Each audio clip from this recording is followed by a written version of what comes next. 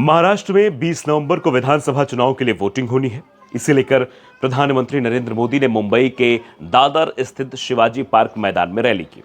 लेकिन इस रैली में डिप्टी सीएम अजीत पवार और उनकी पार्टी के दूसरे वरिष्ठ नेताओं ने हिस्सा नहीं लिया। साथ ही एनसीपी उम्मीदवार सना मलिक, नवाब मलिक और जीशान सिद्दीकी भी महायुति गठबंधन की रैली में शामिल नहीं हुए। जबकि शिवसेना, शिंदे गुट और रामदास अठावले की अगुवाई वाली आरपीआई समेत एनडीए के सभी उम्मीदवार रैली के दौरान मंच पर मौजूद थे। इसके बाद अब दावा किया जा रहा है कि एनसीपी अजीत गुट ने एनडीए का साथ छोड़ दिया है। अब इसका ऐलान होना बाकी रह गया है।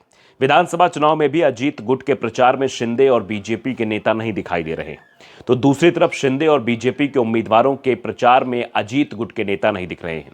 दोनों दलों के बीच बढ़ती दूरी के बीच अजीत पवार के जो बयान सामने आ रहे हैं, उससे महाविकास अघाड़ी गठबंधन को ही फायदा मिलता दिख रहा है।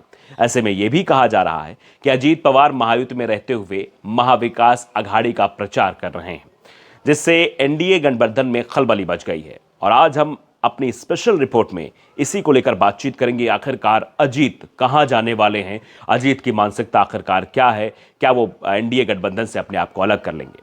नमस्कार, आपके साथ मैं हूं आदित्य कुमार और आप देख रहे हैं धाकड़ न्यूज।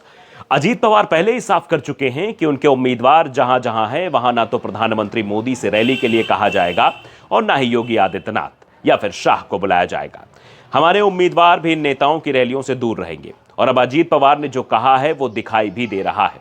प्रधानमंत्री मोदी एक के बाद एक रैलियां महाराष्ट्र में कर रहे हैं, लेकिन प्रधानमंत्री मोदी की रैली में बीजेपी और शिवसेना, शिंदे गुट के नेता तो दिख रहे हैं, लेकिन अजीत पवार गुट के नेता उन रैलियों का बहिष्कार कर रहे हैं। योगी के बयानों पर तो पलटवार भी हो रहा है। हालत यह हो गई है कि लोग इस बात से कंफ्यूज हो गए हैं कि अजीत पवार एमवीए में हैं या फिर एनडीए में हैं, क्योंकि उनके बयान एनडीए को ही नुकसान पहुंचा रहे हैं। अभी बीते दिनों अजीत पवार ने बयान दिया था कि गौतम अडानी 2019 में चाहते थे कि एनसीपी और बीजेपी मिलकर सरकार बनाए।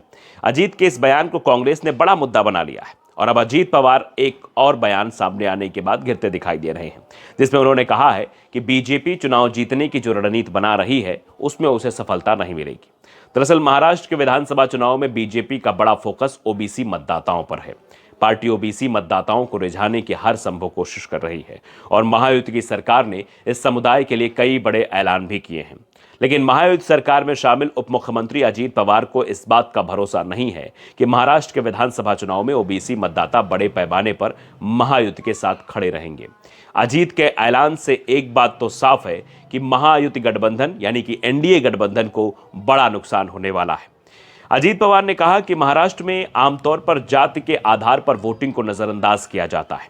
एक वक्त था जब बीजेपी के पास गोपीनाथ मुंडे, एनएसएस फरांडे और अन्ना डांगे जैसे दिग्गज ओबीसी नेता थे और इससे वंजारी समुदाय एकजुट हुआ। लेकिन मुझे ऐसा नहीं लगता कि एक ऐसा उदय भी हो सकता है, ऐसा हद तक हो रहा है। साफ है बीजेपी को ओबीसी मतदाताओं को इस बार बड़े पैमाने पर साथ नहीं मिलता दिखाई दे रहा है। उन्होंने एक बार फिर कहा कि बीजेपी का वोट जिहाद और बटेंगे तो कटेंगे जैसे नारे उत्तर भारत में तो चल सकते हैं, लेकिन महाराष्ट्र में इस तरह की बातें नहीं की जानी चाहिए। एक तरफ अजीत पवार दावा कर रहे हैं कि महायुति को नुकसान हो सकता है, तो दूसरी तरफ बीजेपी चुनाव जीतने के लिए एड़ी चोटी का जोर लगा रही है।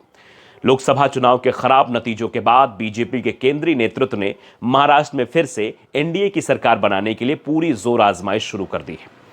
चुनाव प्रचार के दौरान प्रधानमंत्री नरेंद्र मोदी से लेकर केंद्रीय गृह मंत्री अमित शाह, राष्ट्रीय अध्यक्ष जेपी नड्डा और पार्टी और साथ ही साथ सरकार के तमाम बड़े नेता, मंत्री महाराष्ट्र में धुआंधार प्रचार कर रहे हैं।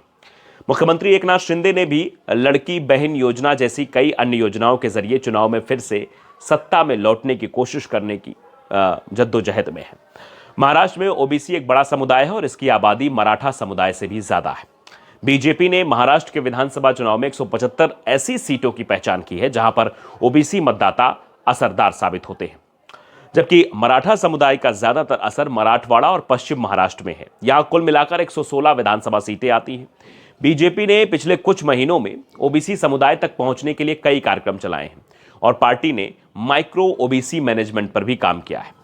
बीजेपी ओबीसी मतदाताओं को अपने साथ बनाए रखने की पूरी कोशिश कर रही है, क्योंकि लोकसभा चुनाव के नतीजे से पता चल रहा है कि मराठा समुदाय महाविकास अघाड़ी यानी कि एमवीए के पास खिसकता दिखाई दे रहा है।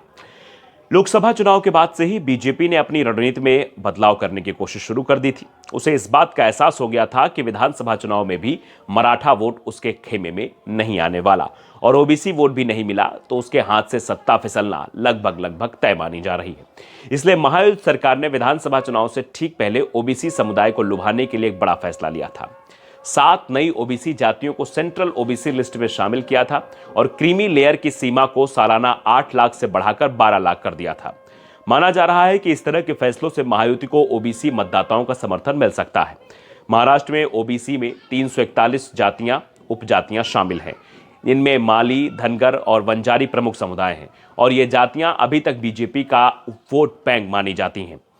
लेकिन लोकसभा चुनाव में ये आधार बीजेपी के पास से खिसक गया था और अब इन्हें साधने के लिए पार्टी ने 1980 में माधव फॉर्मूला दिया था। माधव का मतलब माली, धनगर और वंजारी समुदाय से होता है, जिनकी आबादी महाराष्ट्र में 10% से भी ज्यादा है और इसी वोट बैंक के दम पर बीजेपी राज्य में अभी तक मजबूती से टिकी हुई है। लेकिन अब यह वोट बिखरता दिखाई दे रहा है। कम से कम अजीत पवार ने तो यह साफ कर दिया है कि इस बार महायुति को बड़े पैमाने पर ओबीसी वोट नहीं मिल रहा है।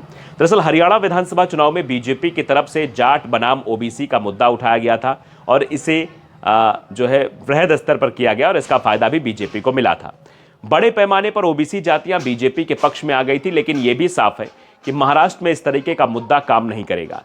अजीत पवार हो या एकनाथ शिंदे या बीजेपी के ही ओबीसी नेता पंकजा मुंडे ये साफ कह चुकी हैं कि जो मुद्दे उत्तर भारत में चल जाते हैं वो महाराष्ट्र में काम नहीं आएंगे।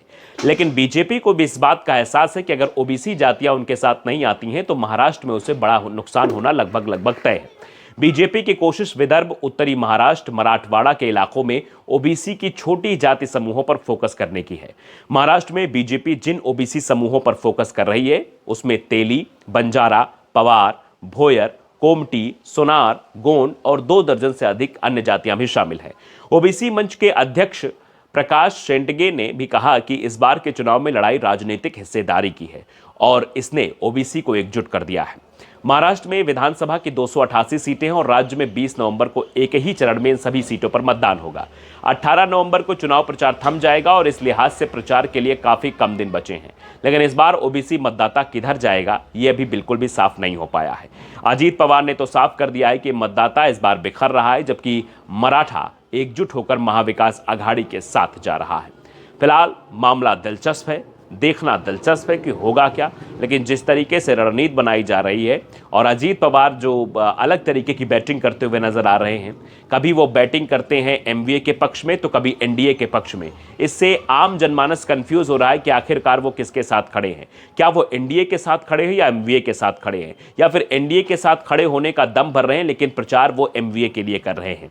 इसको लेकर जो संशय बरकरार है उस पर कई सवाल खड़े हो रहे हैं। फिलहाल चुनाव है, 20 नवंबर को वोटिंग होनी है, 23 नवंबर को नतीजे आएंगे, उसके बाद सारी चीजें स्पष्ट रूप से आपके सामने आ जाएंगी।